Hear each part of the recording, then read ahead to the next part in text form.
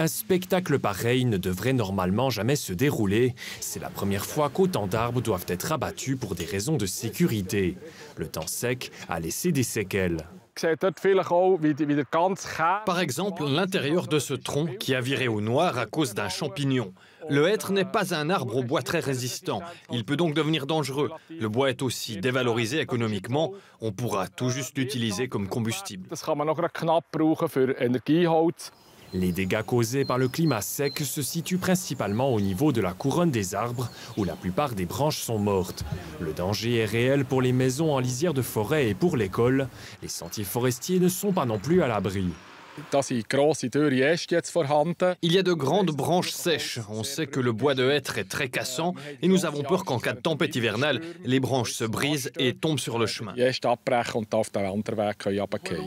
Selon Bernard Adorn, la forêt est appelée à se transformer à l'avenir.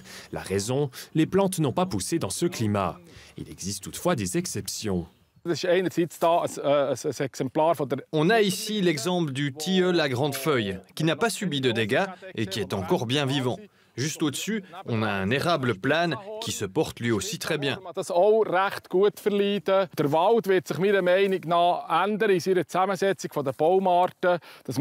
Avec un peu de chance, la forêt va se transformer, d'autres variétés d'arbres plus résistantes vont arriver. Ce ne sont pas que les différentes espèces d'arbres qui vont se transformer, mais toute la biodiversité. Les 60 arbres seront abattus durant les vacances d'automne en 2 étapes pour que la population puisse encore profiter d'une partie de la forêt.